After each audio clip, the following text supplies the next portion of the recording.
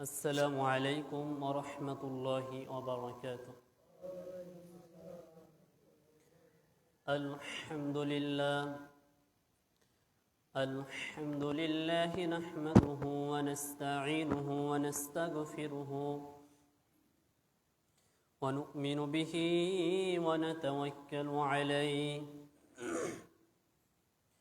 ونعوذ بالله من شرور أنفسنا ومن سيئات أعمالنا من يهده الله فلا مضل له ومن يضلله فلا هادي له ونشهد أن لا إله إلا الله وحده لا شريك له وأشهد أن سيدنا وسندنا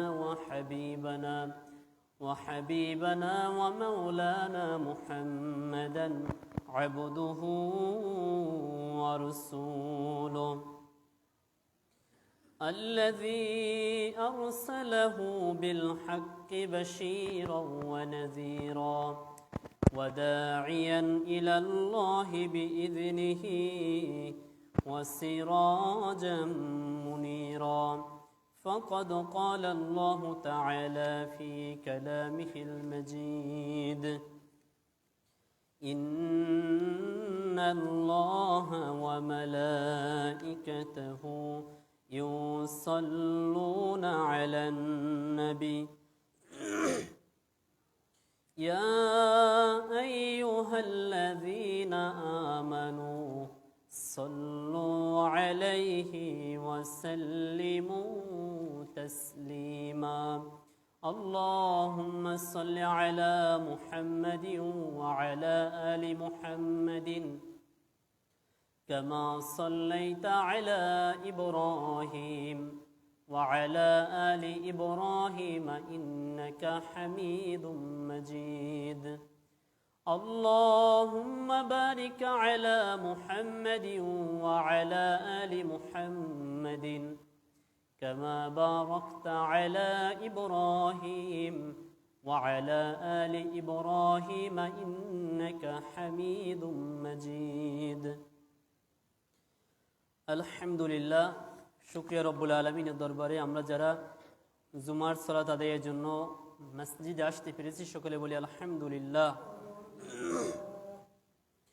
বাংলা আজকের 14 অগ্রহণ, আরবি 26 জমাদিউল আউয়াল। আমরা আলোচনা শুনতেছিলাম যে সমস্ত আমলের মাধ্যমে আমরা আল্লাহ তাআলার জান্নাত আমরা পাবো। কতিপয় কিছু আমল আমরা নিয়ে কথা শুনতেছিলাম। গত জুমাতে আমরা যেখানে কথা শেষ করেছিলাম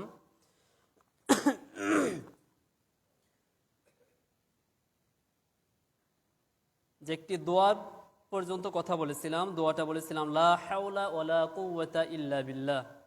এই বিষয়ে হাদিসে বলা হয়েছে যে জান্নাতের যে মূল্যবান সম্পদ রয়েছে তার মধ্যে অন্যতম একটা সম্পদ হলো লা হাওলা ওয়ালা কুওয়াতা ইল্লা বিল্লাহ। এটা আমাদের বলতে অনেক কষ্ট না, খুবই সহজ, কিন্তু আমরা এই আমলটি করতে পারি লা হাওলা ওয়ালা কুওয়াতা ইল্লা বিল্লাহ। এছাড়াও আরেকটা হাদিসের ভিতরে বলা হয়েছে মুস্তাদরাকে হাকিম, মেরাজের রাতিতে ইব্রাহিম আলাইহিস সালাম আমাকে বললেন, নবী সাল্লাল্লাহু আলাইহি ওয়াসাল্লাম বলতেছেন যে আমাকে বললেন আপনার উম্মতকে নির্দেশ দিবেন যে তারা যেন বেশি করে জান্নাতে বৃক্ষরোপণ করে। জান্নাতের বৃক্ষরোপণ যে বাক্যটার দ্বারা হয় তা হলো লা হাওলা ওয়ালা কুওয়াতা ইল্লা বিল্লাহ।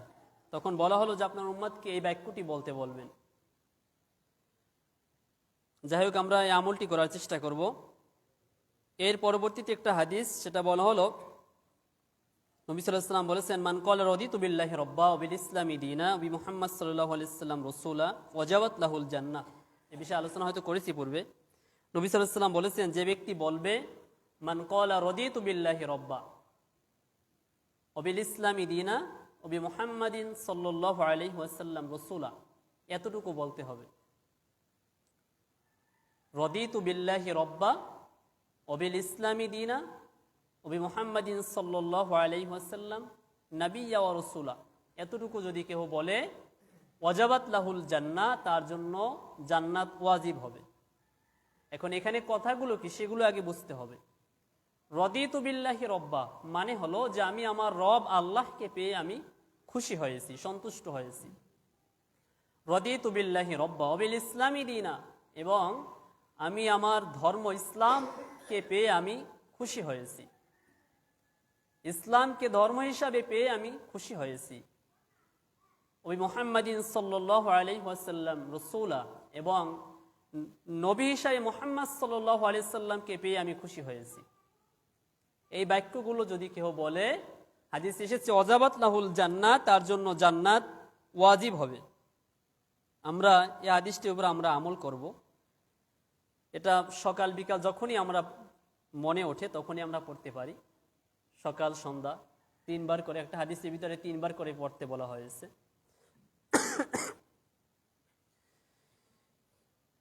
এছাড়াও আরেকটা হাদিসে এভাবে বলা হয়েছে, যে ব্যক্তি বলবে সুবহানাল্লাহি সুবহানাল্লাহিল আযীম ওয়া বিহামদিহি, যে ব্যক্তি পড়বে বেশি বেশি পাঠ করবে তার জন্য জান্নাতে একটি খেজুর গাছ লাগানো হবে। সুবহানাল্লাহ। আমরা এই আমলগুলো করতে পারি। সুবহানাল্লাহিল আযীম ওয়া বিহামদিহি। অন্য একটা কালিমা এভাবে বলা হয়েছে, যেটা বুখারীর সর্বশেষ হাদিস, যে আল্লাহ তাআলার কাছে সবচেয়ে প্রিয় কালেমা, মিজানের পাল্লায় ভারী, মুখে উচ্চারণে সবচেয়ে সহজ, সেটা হলো সুবহানাল্লাহি ওয়া বিহামদিহি সুবহানাল্লাহিল আযীম। এতটুকু, সুবহানাল্লাহি ওয়া বিহামদিহি সুবহানাল্লাহিল আযীম। এটা বলা হয়েছে হাবিবাতানি ইলার রহমান সাকিলাতানি ফিল মিজান খফিফাতানি আলাল লিসান সুবহানাল্লাহি ওয়া বিহামদিহি সুবহানাল্লাহিল আযীম। এগুলো পড়তে অনেক কষ্ট হয়, তাই না?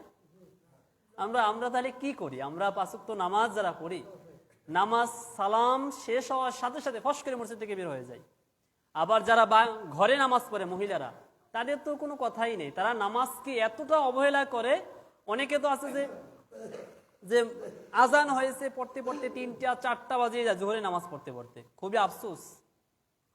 ওয়াক্ত হয়েছে, এখন জোহরের ওয়াক্ত শুরু হয়ে গিয়ে 12টার আগেই ওয়াক্ত শুরু হয়ে যায়, হয়তো 11:30 কি 11:40-50 ওয়াক্ত আসে, 40-50 ওয়াক্ত আসে, 11টা ধরলাম 12টা, এখন এই সময় জোহরের ওয়াক্ত শুরু হয়ে যায়। আজান আপনি অপেক্ষা করতেছেন, কোথাও যাবেন, চিন্তা করতেছেন আজান তো হয়নি, না, যেহেতু ওয়াক্ত হয়ে গেছে আজানের সাথে সম্পৃক্ত না। আজানের মাধ্যমে কি করা হয়? মসজিদগুলোতে আজান দেওয়া হয়, যেখানে আমরা নামাজ পড়বো, তোমরা এখন একত্রিত হও, জামাতবদ্ধ হও। যারা ঘরে নামাজ পড়েন মহিলারা, তারা এই নামাজের ক্ষেত্রে অলসতা করে, চিন্তা করে আজান হয়নি, অথবা আজান দিছে কেবল পর্বা আনে, সে 3টা বাজিয়ে দেয়। অথচ হাদিস অনুযায়ী শীতকালে যে এখন বেলা যে অবস্থা, তাতে ওই 3টার সময় আসর রক্ত শুরু হয়। ইমাম আবু হানিফা রাহিমাহুল্লাহর একটা ফতোয়া, এবং এটা হাদিসের আলোকে তিনি ফতোয়া দিয়েছেন, তা হলো যদি কোনো বস্তুর ছায়া,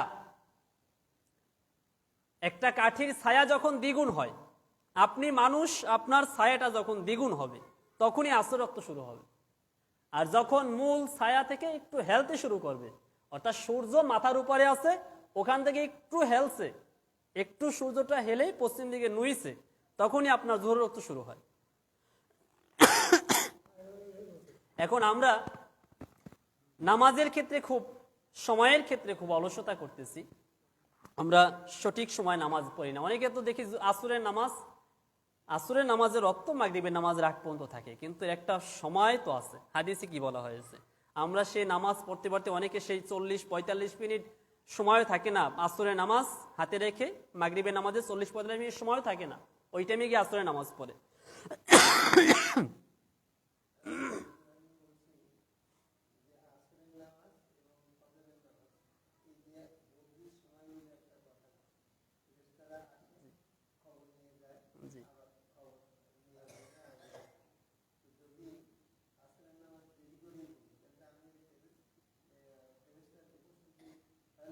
হ্যাঁ, একটা হাদিসে এসেছে এভাবে যে নবী সাল্লাল্লাহু আলাইহি সাল্লাম বলেছেন, একদল ফেরেশতা ফজরের সময় আসে, তখন আর একদল ফেরেশতা এই দুনিয়া থেকে চলে যায়।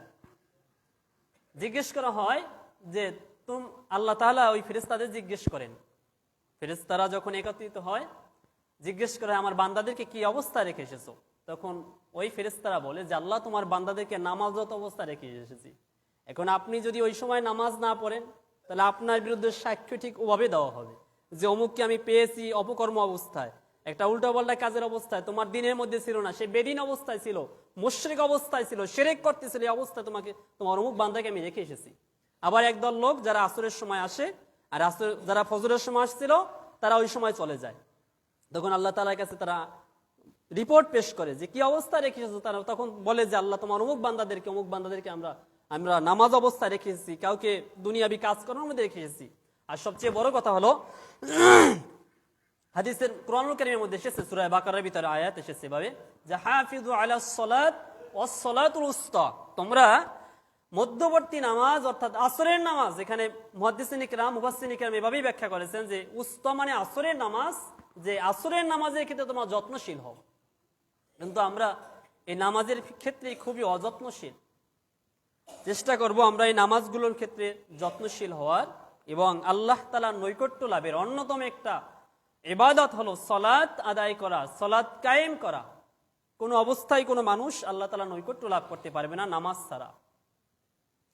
এখন নামাজ যারা আমরা পড়ি, এই নামাজ হাদিসের মধ্যে এসেছে, কোরআন কারীমে একই কথা বলা হয়েছে যে সকল অন্যায়, অশ্লীলতা, বেহায়াপনা যা কিছু আছে সবগুলো থেকে নামাজ আমাদেরকে বিরত রাখবে। এখন যারা নামাজও পড়ে অন্য রকমের উল্টাপাল্টা কাজও করে, বুঝতে হবে তার নামাজ কবুল হচ্ছে না। যদি কেউ নামাজও পড়ে চুরি করার অভ্যাসও থাকে, যদি কেউ নামাজও পড়ে তার অন্য রকমের উল্টাপাল্টা কোনো অভ্যাস থাকে, কাজকর্ম তার দ্বীন ইসলাম বিরোধী হয়, বুঝতে হবে তার নামাজ কবুল হচ্ছে না, তার নামাজ আল্লাহর দরবারে যাচ্ছে না। যদি যেত তাহলে অবশ্যই সে সমস্ত কাজকর্ম থেকে বিরত থাকতো। এটা পায়ের নিচে কিছু দেবো, কাপড় চোপড় আনে, ওই যায় নামাজটা নিয়ে আসেন।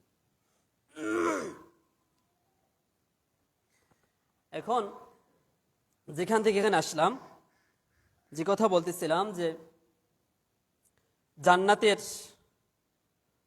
অন্যতম একটা আমল হলো সুবহানাল্লাহি ওয়া বিহামদিহি সুবহানাল্লাহিল আযীম। আর একটা কালেমা এভাবে বলা হয়েছে সুবহানাল্লাহিল আযীম ওয়া বিহামদিহি, সুবহানাল্লাহিল আযীম ওয়া বিহামদিহি। যদি কেউ পড়ে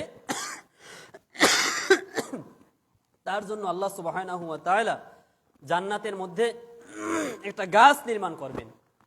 প্রিয় মুসল্লি ভাইরা, আমরা চেষ্টা করব এই কালেমাটি বেশি বেশি পাঠ করার।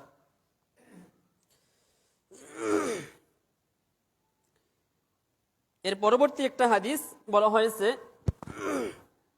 যদি কোনো মহিলা তার বাচ্চার মৃত্যুতে সবর করে, ধৈর্য ধারণ করে, আল্লাহ সুবহানাহু ওয়া তাআলা তার ধৈর্য ধারণ করার কারণে তাকে আল্লাহ তাআলা জান্নাত দিয়ে খুশি করবেন। হাদিসটি এসেছে সহিহ মুসলিমের হাদিস। এটি বলা হয়েছে যদি কারো বাচ্চা মারা যায়, দুটি বাচ্চার কথা এখানে বলা হয়েছে, কোন হাদিসে তিনটাও বলা হয়েছে, এই অবস্থায় ওই মহিলা যদি সবর করে, ধৈর্য ধারণ করে এবং আল্লাহ তাআলা সাহায্য প্রার্থনা করে, এই ধৈর্য ধারণ করার কারণে আল্লাহ তাআলা তাকে জান্নাত দান করবেন। এখন আমরা অনেক সময় দেখা যায় যে অনেক সময় অনেক মহিলারা যাদের বাচ্চা পরপর একটা বাচ্চা মারা গেল, দুটা বাচ্চা মারা গেল, তিনটা মারা গেল, অধৈর্য হয়ে যায়। কিন্তু এই বাচ্চাগুলো হাদিসের মধ্যে আরেকটা হাদিস এভাবেই এসেছে যে হাসরের ময়দানে যখন ওই বাচ্চাগুলোর মাকে পাবে, তবে দুনিয়াতে আমল করতে হবে। এখন আমি নামাজ নেই, ধর্ম নেই, কর্ম নেই, দ্বীন ইসলাম মানি না, আমার সন্তান মারা গেছে, এই সন্তান আমার কোনো কাজে আসবে না। কোরআনুল কারীম অন্যতম একটা আয়াত সূরা আলে ইমরানের ভিতরে এসেছে, লান তুগনি আনহুম আমওয়ালুহুম ওয়ালা আওলাদুহুম মিনাল্লাহি শাইয়্যা ওয়া উলাইকা হুম ওয়াকুদুন নার। বলা হয়েছে কাফের মুশরিকরা তারা গর্ব করে, যারা বেদিন, যাদের মধ্যে দ্বীন ধর্মের জ্ঞান নেই, তারা গর্ব করে। কি নিয়ে তারা গর্ব করে? তাদের সন্তান। যে লান তুগনি আনহুম আমওয়ালুহুম, আমাদের সন্তান সন্ততি যা আছে, আমাদের সম্পদ, এগুলো আমাদের কাজে লাগবে, তারা এগুলো নিয়ে গর্ব করে। কিন্তু আল্লাহ বলছেন তাদের ওই সম্পদ সন্তান সন্ততি কোনো কাজে আসবে না। লান তুগনি আনহুম আমওয়ালুহুম, তাদের কোনোই কাজে আসবে না। ওয়ালা আওলাদুহুম, এবং তাদের সন্তান সন্ততি, ওয়া উলাইকা হুম ওয়াকুদুন নার, এগুলোই হবে তাদের ইন্ধনের কারণ।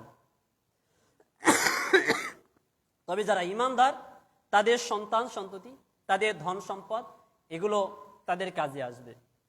যদি আপনি আপনার সন্তানকে দ্বীনের জ্ঞান দান করেন, আপনার সন্তানকে দ্বীনের বুঝ দান করেন, কোরআন জানে না তাকে কোরআন শিক্ষা করতে বাধ্য করেন এবং কোরআন অনুযায়ী জীবন গঠন করতে বাধ্য করেন, তাকে যদি দ্বীন ইসলাম শিখান, তাকে যদি আপনি মাদ্রাসায় অথবা যেখানে দ্বীন ইসলাম শিখান এইসব জায়গায় তাকে পাঠান, আপনার এই সন্তান আপনার কাজে লাগবে। কিন্তু আয়াতটি যাদের সম্পর্কে বলা হয়েছে যে মুশরিক যারা দ্বীন ইসলামের বাহিরে আছে, এরা অনেক সময় গর্ব করে। যেমন আমাদের সমাজের মধ্যে এক শ্রেণীর মানুষ আছে যারা নিজেরাও দ্বীন শেখেনি আর তাদের সন্তানদেরকেও দ্বীনের জ্ঞান দেয়নি। ফলাফল কি হলো? তার সন্তান যখন ভালো একটা কিছু শিক্ষা গ্রহণ করলো, কিন্তু দ্বীনের জ্ঞানের বাইরে, আমি বলছি না যে দ্বীনের জ্ঞানের বাইরে যে জ্ঞান ওটা কাজে লাগবে না, আমি বলছি না এটা, কিন্তু আগেই ছিল দ্বীনের জ্ঞান দেওয়া। আপনার সন্তান অনেক ডিগ্রি অর্জন করেছে, অনেক বড় শিক্ষিত হলো, সে ভালো মানের একজন শিক্ষিত অথবা রাষ্ট্রের সর্বোচ্চ পর্যায়ে আছে, আপনি এটা নিয়ে গর্ব করতেছেন, কিন্তু আপনার সন্তান ওই সর্বোচ্চ পর্যায়ে থাকার পরেও যদি দ্বীনের জ্ঞান সম্পন্ন না হয়, সে যদি দ্বীন ধর্ম না মানে, ফরজিয়াত বিষয়গুলো নামাজ, রোজা, যাকাত, এই সমস্ত বিষয় যদি অবজ্ঞা করে, অবহেলা করে, জীবনের কোনো ক্ষেত্রে যদি দ্বীন ইসলাম পালনের চিন্তা তার মাথার মধ্যে না আসে, তার এই সব কিছু হিতে বিপরীত হবে, তার কোনো কাজে আসবে না। এখন আমরা এটাই করি যে আমার সন্তান যদি একটা ভালো জায়গায় থাকি, বলি যে আমার সন্তান অমুক জায়গা আছে, কিন্তু আপনার সন্তান নামাজি না, আপনার সন্তান দ্বীন ইসলাম বিরোধী। এখন এই সন্তান নিয়ে গর্ব করার কোনো মানে নেই। এজন্য মুসলমান হিসেবে আমাদের সন্তানদেরকে যদি আমরা দুনিয়াতে দ্বীনি শিক্ষার মধ্যে রেখে আমরা চলে যেতে পারি, এই সন্তান আমাদের জন্য পরকালে কাজে আসবে। হাদিসের মধ্যে এসেছে যে মানুষ যখন মরে যায় তখন তার 3টি জায়গা থেকে সওয়াব যেতে থাকে। কয়টি জায়গা? 3টি। মুখস্থ থাকার কথা আমি ইতিপূর্বে আলোচনা ভিতরে করে বলেছি। 3টি জায়গার অন্যতম একটা জায়গা হলো ইযা মাতাল ইনসান ইনকাতা আনহু আমালুহু ইল্লা মিন সালাসিন ইল্লা মিন সাদাকাতিন জারিয়াতিন সালাসাতিন ইল্লা মিন সাদাকাতিন জারিয়া। প্রথম জায়গা থেকে যেখান থেকে সওয়াব যাবে তা হলো সদকায়ে জারিয়া। আপনার সম্পদ আছে, আপনি এখান থেকে আল্লাহর উদ্দেশ্যে কিছু সম্পদ ব্যয় করলেন, সদকা করলেন, এই সদকা আপনি মরে যাবার পরে কবরে বসে সওয়াব পেতে থাকবেন, সওয়াব পাবেন, এটা কাজে লাগবে। দ্বিতীয় বলা হয়েছে আও ইলমিন ইউনতাফাউ বিহি, জ্ঞান বিতরণ। আমি আপনাদের এখানে আজকে আলোচনা বসার আগে 2-3টা হাদিস শুনিয়েছি। একটা হাদিস শুনিয়েছি সুবহানাল্লাহিল আযীম ওয়া বিহামদিহি, আমাকে যে শিক্ষক শিক্ষা দিয়েছে তিনি আজকের আপনারা আমল করলে যে সওয়াব পাবেন, আমি মুহাদ্দিস বলার কারণে আমি সওয়াব পাবো, আমার যে শিক্ষক আমাকে শিক্ষা দিয়েছে তিনি কবরে বসে সওয়াব পাবেন, এই ইলম বিতরণ। আরেকটা হাদিস বলেছি রাদিতু বিল্লাহি রাব্বা ওয়া বিল ইসলামি দীনা ওয়া মুহাম্মাদিন সাল্লাল্লাহু আলাইহি ওয়াসাল্লাম নাবিয়্যা ওয়াজাবাত লাহুল জান্নাহ। হাদিসের মধ্যে এসেছে যে ব্যক্তি এই বাক্যগুলো বলবে তার জন্য জান্নাত ওয়াজিব হবে। এখন মানুষ যখন মরে যায় তখন তার 3টি জায়গা থেকে সওয়াব যায়, সদকায়ে জারিয়া একটা, দ্বিতীয় হলো জ্ঞান বিতরণ, ইলম বিতরণ, এখান থেকে সওয়াব যায়। আপনার শিক্ষক আপনাকে ভালো একটা দ্বীন শিখিয়েছেন, একটা হাদিস শিখিয়েছেন, আমল করতেছেন, আপনার শিক্ষক সওয়াব পাবে, আপনি সওয়াব পাবেন, আপনার শিক্ষকের যিনি শিক্ষা দিয়েছেন তিনিও সওয়াব পাবেন কবরে বসে।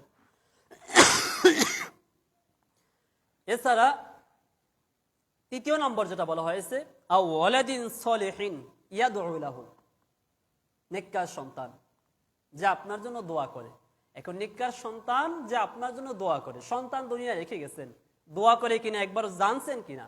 কত সন্তান আমাদের প্রত্যেকেরই 2জন 5জন 7জন রেখে সন্তান আছে, কিন্তু আপনি বাপ হিসাবে, আপনি মা হিসাবে আপনার সন্তান কয়দিন আপনার জন্য এই দোয়া করেছে রব্বির রহমহুমা কামা রব্বায়ানি সগীরা। আমি মুহাদ্দিস হতে একদিনও বাদ যায় না, মনে হয় 5 ওয়াক্ত নামাজই বলি দোয়া রব্বির রহমহুমা কামা রব্বায়ানি সগীরা, মানে কি? এখন সন্তানকে যদি দ্বীনের জ্ঞান দেন তাহলে ফলাফল এটাই হবে, আপনার সন্তান আপনার জন্য দোয়া করবে। রব্বির রহমহুমা বলেন, যতবার বলবেন ততই আপনার মায়ের জন্য, আপনার বাবার জন্য আমলনামায় সওয়াব যেতে থাকবে। রব্বির রহমহুমা কামা রব্বায়ানি সগীরা মানে হলো আল্লাহ আমার মা, আমার বাবা ওই বাবা মা যেমনি ভাবে ছোটবেলায় আমাদের প্রতি রহম করেছে, তুমিও তেমনি এখন তাদের প্রতি তোমার রহমতের চাদর বিছিয়ে দাও, তুমিও তেমনি তাদেরকে রহমত করো, রহম করো। প্রিয় মুসল্লি ভাইয়েরা, এজন্য আমরা আমাদের সন্তানদেরকে দ্বীনের জ্ঞান শিক্ষা দেব। যে কোরআন জানে না তাকে কোরআন শিখাবো। কোরআন এখন আমরা এমন অবস্থা হয়ে গেছে, আমি পড়াই কিছু ছেলে মেয়েদেরকে, ওই কোরআন একটু মোটামুটি শেখার পরে একটু পড়তে পারে, এরপরে শেষ। রাস্তাঘাটে জিজ্ঞেস করি পড়ছো কিনা, বলে না পড়ি নাই। অথচ উচিত ছিল এই কোরআন শিক্ষা গ্রহণ করার পরে কোরআন প্রতিনিয়ত পড়া, ওর ব্যাখ্যা বিশ্লেষণ অনুবাদগুলো জানা। এখন তো অহরহ পাওয়া যায় অনুবাদ আলা কোরআন শরীফ। মোবাইলের ভিতরেও এখন অ্যাপস আছে কিছু, যেখান থেকে অনুবাদ করা কোরআন পাওয়া যাচ্ছে, শাব্দিক বাই শাব্দিক অর্থ করা কোরআন পাওয়া যাচ্ছে। আমাদের মসজিদেও শাব্দিক বাই শাব্দিক অর্থ করা কোরআনের বেশ অনেকগুলো খণ্ড রয়েছে, 30 পারা কোরআনই আছে, কিন্তু আমরা এগুলো পড়ি না। যাই হোক, আমরা ইসলামটাকে বুঝবো, জানবো, মানবো। এখন ইসলাম জাহালাত দূর করার জন্য এসেছে, ইসলাম আলো নিয়ে এসেছে। এই জন্য একটা হাদিসের মধ্যে এভাবে বলা হয়েছে, আল ইসলাম নূরুন, ইসলাম হলো আলো। এর মধ্যে অজ্ঞতা নেই, এর মধ্যে জাহালাত নেই। নবীজি সাল্লাল্লাহু আলাইহি সাল্লাম ইসলাম দিন হিসাবে যে ইসলাম নিয়ে এসেছিলেন, যেই সময় এসেছিলেন সেই সময়টাকে কি যুগ বলা হতো এটা আমরা সবাই জানি, আইয়ামে জাহিলিয়াত। কি বলা হতো বলেন?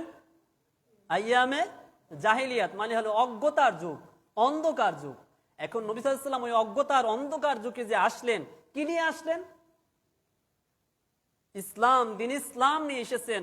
এবং ইসলাম নামক ধর্মটা মানুষ পালনের জন্য কোন পদ্ধতি কিভাবে পালন করবে সেজন্য আল্লাহ তাআলা তার উপর কুরআনুল কারীম দিলেন। এজন্য আরেকটা হাদিসের মধ্যে এভাবে বলা হয়েছে, আল কুরআনুর নূরুন, কুরআন হলো আলো। এখন যাদের মধ্যে কোরআনের জ্ঞান আছে তারা নিজেরাও যেমন আলোকিত হয়, পুরো পরিবার, পুরো সমাজ, পুরো রাষ্ট্রকে আলোকিত করতে পারে। কিভাবে রাষ্ট্র আলোকিত করে? আমাদের দেশে অনেক ইসলামিক স্কলার আছে যাদের আমরা সবাই চিনি জানি, তারা নিজেরা যেমন কোরআনের আলোতে আলোকিত হয়েছে, তারা পুরো সমাজ ব্যবস্থা রাষ্ট্রের মধ্যে আলো ছড়াচ্ছে। এবং তাদেরকে আমরা চিনি যে একজন ইসলামিক স্কলার। এখন তাকে আপনি চিনেছেন, কিভাবে চিনেছেন? তাকে আমি, আপনি, আমরা সবাই চিনেছি যে তার মধ্যে কোরআনের জ্ঞান আছে, এজন্য আমরা তাকে চিনেছি। তাছাড়া ব্যক্তি হিসাবে, ব্যক্তি ডক্টর জাকির নায়েক, এটা আমরা চিনতাম না যে ভারতে অমুক জায়গায় আছে, তাকে আমরা চিনতাম না। ব্যক্তি মিজানুর রহমান আজহারি, তাকে আমরা চিনতাম না। ব্যক্তি আব্দুর রাজ্জাক বিন ইউসুফ, তাকে আমরা চিনতাম না। এমনি ভাবে আমাদের দেশে অনেক ইসলামিক স্কলার আছে, তারা যদি কোরআনের আলোতে না আসতো তাদেরকে আমরা চিনতাম না। তারা যখনই কোরআনের সংস্পর্শে এসেছে তারা হয়েছে নিজে আলোকিত, পুরো সমাজ ব্যবস্থা, পুরো রাষ্ট্রের মধ্যে তারা হয়েছে আলোকিত মানুষ। এখন আলোকিত মানুষ যদি আমাদেরকে হতে হয়, অবশ্যই আমাদেরকে কোরআনের কাছে আসতে হবে, নবী সাল্লাল্লাহু আলাইহি ওয়াসাল্লামের সুন্নাহের কাছে আসতে হবে। হয়তো আমি আপনাদের বুঝাতে পারিনি, এগুলো বলার পরেও দেখা যাবে আমাদের সন্ততি যাদের আছে তাদেরকে আমরা কোরআনের জ্ঞান থেকে বাইরে রাখবো, তাদেরকে কোরআন শিক্ষা দেব না, নিজেরাও শিখবো না। আমার এখানে সামনে যারা আছেন, যদি বলা হয় যে আপনি 5টা সূরা বলেন, কিন্তু দেখা যাবে যে 5টা সূরাও আমাদের সঠিকভাবে হচ্ছে না। অথচ আমরা একজন নিজেদেরকে মুসলমান পরিচয় দিচ্ছি যে আমি মুসলমান, আমি আব্দুর রহিম, আমি আব্দুল করিম, আমি আব্দুর রহমান, কত চমৎকার নাম। কিন্তু আমরা নাম হিসাবে মুসলমানের নাম রেখেছি, কাজকর্মে আমাদের মধ্যে ইসলাম নেই, মুসলমানিত্ব নেই। মুসল্লি ভাইয়েরা, যেখান থেকে এখানে আসলাম, যে কথা বলতেছিলাম,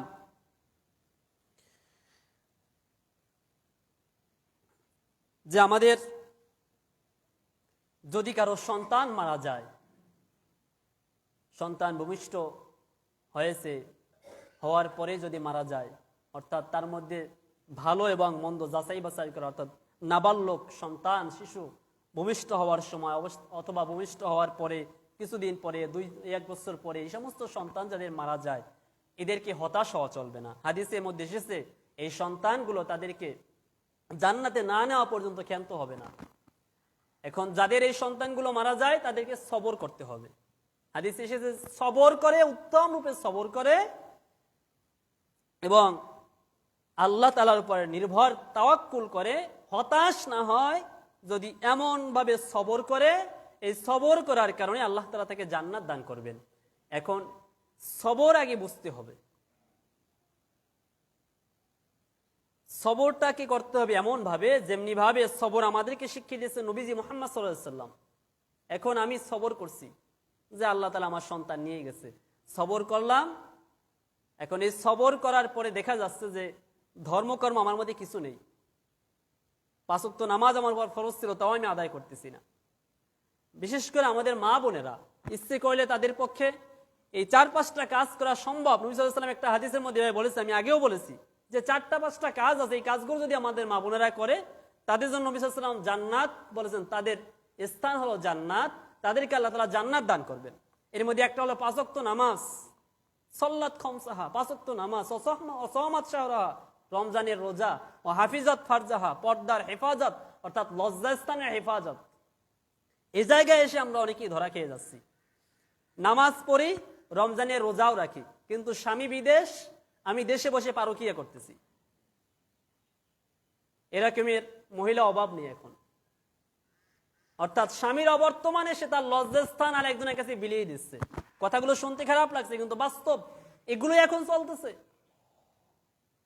আপনার হৃদয়ের মধ্যে একটি বারের জন্য কেন অনুশোচনা আসলো না, কেন ভয় লাগলো না? আল্লাহ তাআলার ভয়। এজন্য কোরআনুল কারীম আল্লাহ তাআলা বলছেন, ইয়া আইয়ুহাল্লাযিনা আমানু, হে বিশ্বাসীরা, ঈমান এনেছো, বেশ ভালো কথা, আমানুত্তাকুল্লাহ, আল্লাহকে ভয় করো,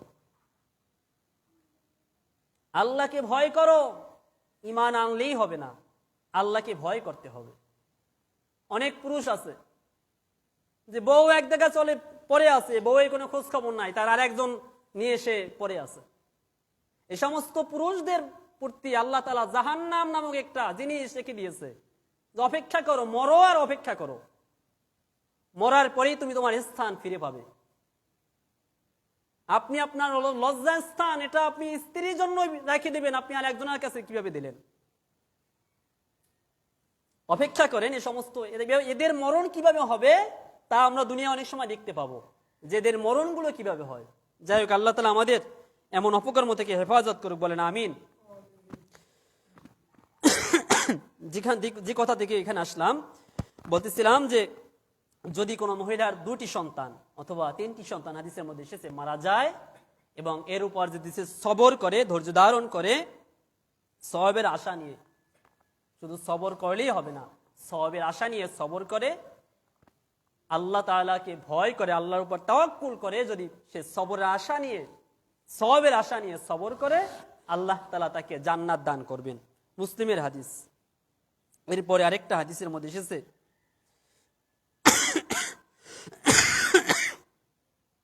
এটা বুখারীর হাদিস, বলা হয়েছে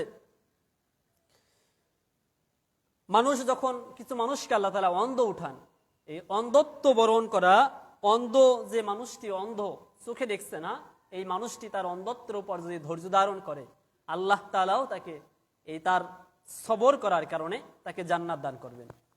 এখন অন্ধ মানুষ তার চলাচল, তার চলাফেরা, তার খাওয়া দাওয়া, তার ওঠা বসা সবকিছুই কষ্ট, কিন্তু আল্লাহ তাআলা তার 2টি চোখ, এই দুনিয়ার 50, 60, 70 বছর তার চোখ দুটি আলো নিভিয়ে দিলেন। চোখ আছে কিন্তু আলো নেই চোখে। আল্লাহ তাআলা তার এই 50-60 বছরের জীবন যদি সে সবর করে, আল্লাহ তাআলার হুকুম আহকাম যতটুকু পারে ততটুকু পালন করে, তার বিনিময়ে আল্লাহ তাআলা তাকে কি দান করবেন? জান্নাত দান করবেন। সূরা তহার ভিতরে একটা আয়াত আছে, হাসরের ময়দানে যারা কোরআনকে অবজ্ঞা করেছে, কোরআনকে যারা জানতো না, কোরআনকে যারা জানার চেষ্টাও করে নাই, কোরআন অনুযায়ী জীবন গঠন করে নাই, কোরআনকে যারা মানেনি, তাদেরকে হাসরের ময়দানে উঠানো হবে। দুনিয়ায় চোখ ছিল কিন্তু হাসরের ময়দানে উঠানো হবে অন্ধ অবস্থায়। তখন তারা বলবে, আল্লাহ কেন আমাদেরকে আজকের এই অন্ধ অবস্থায় উঠালে? তখন আল্লাহ বলবেন, তোমাদেরকে কোরআন দেওয়া হয়েছিল কিন্তু তোমরা কোরআন অনুযায়ী চলো নাই, কোরআনের কথা মানো নাই, কোরআনকে জানার চেষ্টা করো নাই, আজকের সেজন্য তোমাদেরকে এখানে অন্ধ করে উঠানো হয়েছে। এখন দুনিয়ার 60-70 বছরের জীবন, এটা যদি কারো অন্ধত্বের উপর যায়, কিন্তু পরকালীন জীবনটা যদি সে সবর করে, এই অবস্থায় আল্লাহ তাআলার ইবাদত বন্দেগী করে, পরকালীন জীবনে সে দুনিয়ার অন্ধ থাকলেও পরকালে সে অন্ধ হবে না। কিন্তু দুনিয়ার মানুষগুলো যাদেরকে আল্লাহ তাআলা চোখ দিয়েছেন, এই চোখ সম্পন্ন, দৃষ্টি শক্তি সম্পন্ন মানুষগুলো যদি কোরআন না মানে, কোরআনকে অবজ্ঞা করে, কোরআন অনুযায়ী না চলে, কোরআনের বিষয়গুলো যদি নিজেদের জীবনে ধারণ করার চেষ্টা নাও করে, এই অবস্থায় যদি দুনিয়ার চোখ থাকার পরেও সে যদি মরে যায়, হাসরের ময়দানে সে কিভাবে উঠবে? অন্ধ অবস্থায়। এখন আমরা এই দুনিয়ার সব কিছু চোখ দিয়ে দেখতে পাচ্ছি। আমাদের চোখ আল্লাহ তাআলা দিয়েছেন যে চোখ দিয়ে ভালো কিছু করবে, ভালো কিছু জানবে, ভালো কিছু দেখবে। কিন্তু আফসোস যে আমরা কোরআনের মতো একটা মহান গ্রন্থ পেলাম, কোরআনের মতো একটা নিয়ামত পেলাম, হাদিসে নবী মুহাম্মদ নবী সাল্লাল্লাহু আলাইহি ওয়াসাল্লামের মুখ নিঃসৃত কিছু বাণী পেলাম, কিন্তু এগুলো আমরা জানছি না, মানছি না, জানার চেষ্টাও করছি না। কিন্তু ফলাফল আমাদের জন্য আল্লাহ তাআলা হাশরের ময়দানে রেখে দিয়েছেন। যারা কোরআনকে জানার চেষ্টা করলো না, মানলো না, কোরআন অনুযায়ী জীবন গঠন করলো না, এরা হাশরের ময়দানে কি অবস্থায় উঠবে? অন্ধ অবস্থায়। বলবে লিমা হাশারতানি আ'মা, আল্লাহ কেন আমাকে আজকের অন্ধকারে উঠালে? তখন হাশরের ময়দানে যখন এই কথা বলা হবে, তখন আল্লাহ বলবেন যে তোমাকে কোরআন দেওয়া হয়েছিল, তুমি কোরআন অনুযায়ী চলো নাই, সেজন্য তোমাকে অন্ধকারে উঠানো হয়েছে। প্রিয় মুসলিম ভাইয়েরা, এরপরে আল্লাহ সুবহানাহু ওয়া তাআলা যাকে জান্নাত দান করবেন সে হলো উত্তম প্রতিবেশী, যে তার প্রতিবেশীর সাথে ভালো ব্যবহার করে, যে তার প্রতিবেশীর সাথে সুন্দর সৌজন্যমূলক আচরণ করে, এমন প্রতিবেশীকে আল্লাহ তাআলা জান্নাত দান করবেন। হাদিসের মধ্যে এসেছে, হাদিসটা হয়তো আগেও শুনিয়েছি, এক ব্যক্তি নবী সাল্লাল্লাহু আলাইহি ওয়াসাল্লামের কাছে জিজ্ঞেস করল, ইয়া রাসূলুল্লাহ সাল্লাল্লাহু আলাইহি ওয়াসাল্লাম, যখনই নবীজি নাম নেওয়া হবে তখন আমরা সাল্লাল্লাহু আলাইহি ওয়াসাল্লাম বলবো, একবার যদি বলি 10টি নেকি লেখা হবে, 10টি গুনাহ মুছে দেওয়া হবে, 10টি রহমত পূরণ করা হবে। সাল্লাল্লাহু আলাইহি ওয়াসাল্লাম। এখন মহিলা জিজ্ঞেস করল, ইয়া রাসূলুল্লাহ সাল্লাল্লাহু আলাইহি ওয়াসাল্লাম, এক ব্যক্তি সে নামাজ পড়ে, রোজা রাখে, নামাজ পড়ে, নফল নামাজও পড়ে, রোজা রাখে, নফল রোজাও রাখে, ফরজ রোজা তো রাখে, নফল রোজাও রাখে, যাকাত দেয়, প্রয়োজনে আরো দান সদকা করে, নফল দান সদকা গুলো করে, দুনিয়ার সব ভালো কাজ তার মধ্যে আছে। কিন্তু ওই ব্যক্তির একটা খারাপ একটা অভ্যাস আছে, তা হলো সে কোনো প্রতিবেশীর সাথে ভালো ব্যবহার করে না, যা মন চায় তাই ব্যবহার করে। তার জ্বালায়, তার আচরণে, তার ব্যবহারে প্রতিবেশী মানুষগুলো, তার আশপাশের মানুষগুলো অতিষ্ঠ। তার মুআমালাত, মুআশারাত, লেনদেন, কথাবার্তা, আচার ব্যবহার সবকিছুতে তার পাশে যে ভাই এ অতিষ্ঠ। নবী সাল্লাল্লাহু আলাইহি ওয়াসাল্লাম বললেন, এই সব ভালো কাজ করার বিপরীতে যেহেতু সে একটা খারাপ কাজ করে, এই খারাপ কাজটাই তাকে জাহান্নামে নেবে এবং সে জাহান্নামী। এরপরে বলা হলো, ইয়া রাসূলুল্লাহ সাল্লাল্লাহু আলাইহি ওয়াসাল্লাম, আর এক ব্যক্তি যে নামাজ পড়ে কিন্তু নফল নামাজ পড়ে না, রোজা রাখে, নফল রোজা রাখে ডাকে না বেশি একটা, যাকাত দেয় কিন্তু অন্য অন্য দান সদকা যা আছে তা করে না, কিন্তু তার মধ্যে যে গুণটি রয়েছে, সে যেগুলো ফরজিয়ান বিষয় এগুলো পালন করে, কিন্তু যে গুণ রয়েছে তার মধ্যে আরেকটা অন্যতম একটা গুণ, সে প্রতিবেশী যারা রয়েছে, তার আশপাশে যে মানুষগুলো রয়েছে তাদের সাথে সে সৌজন্য সুন্দর আচরণ করে, তার আচার ব্যবহারে কোনো মানুষ কষ্ট পায় না, এমন সৌন্দর্য আচরণ, আচার ব্যবহার সে করে। নবী সাল্লাল্লাহু আলাইহি ওয়াসাল্লাম বলেন ওই লোকটা জান্নাতি। হাদিসটি এসেছে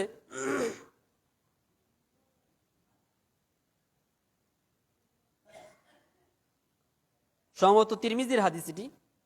যাই হোক, আমরা শুনলাম যে প্রতিবেশীর সাথে সুন্দর আচরণের ফলাফল কি এবং না করার কি অবস্থা কি। এখন প্রতিবেশীকে হাদিস এসেছে আপনার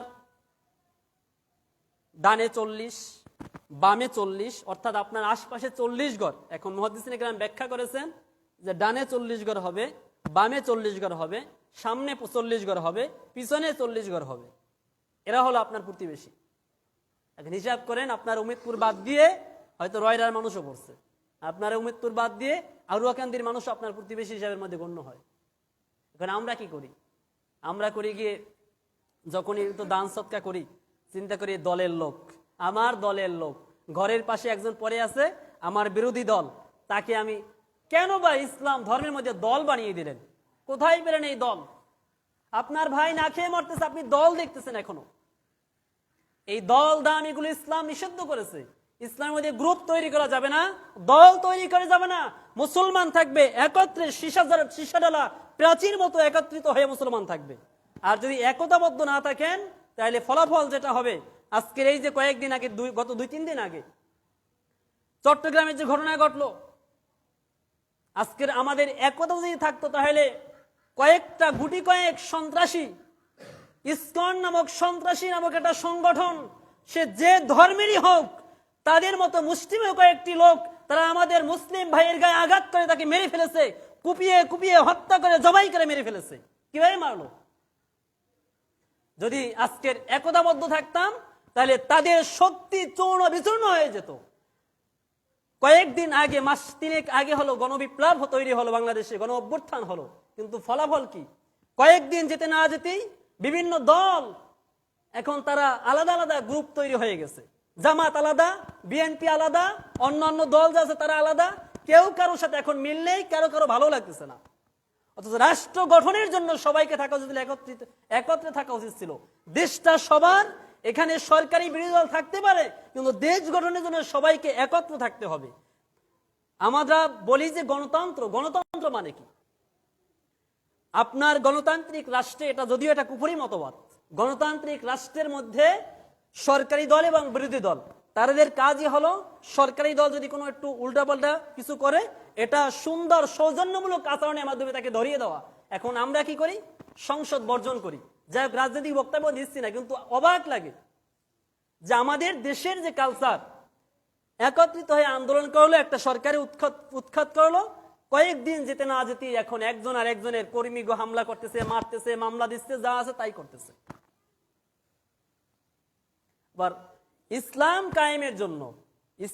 কায়েমের জন্য যারা ইসলামিক দল আছে তাদের উদ্দেশ্যে এই কথাটা আমার, ইসলাম কায়েমের জন্য যে পথ দেখতে হবে সেটা হলো কোরআন সুন্নাহর, নবী আলাইহিস সালামগণ কোন পদ্ধতিতে দাওয়াত দিয়েছিল সে পদ্ধতির দাওয়াত, এবং সেভাবে একটা সমাজ ব্যবস্থা তৈরি করা।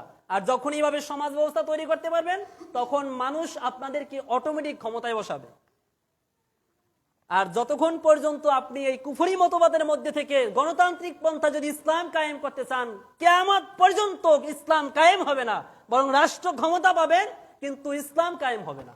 কিন্তু ইসলামিক দলগুলোর অবস্থা হলো, তারা গণতান্ত্রিক পন্থা ইসলাম কায়েমের চেষ্টা করতেছে, কোশ্চিন কালেও হবে না, কিয়ামত পর্যন্ত হবে না। কিন্তু আমাদেরকে দেখতে হবে, নবী আলাইহিস সালামগণ, প্রত্যেক নবীগণ দাওয়াত দিয়েছে তার কওমের কাছে, গিয়ে বলল যে আমি তোমাদের কাছে আসছি, আমাদের যে দিনের কথা বলছি, দাওয়াত দিচ্ছি, এর মধ্যে আমাদের কোনো প্রতিদান নেই, আমাদের প্রতিদান দেবে এক আল্লাহ রাব্বুল আলামিন। এখন আমরা কি করতেছি?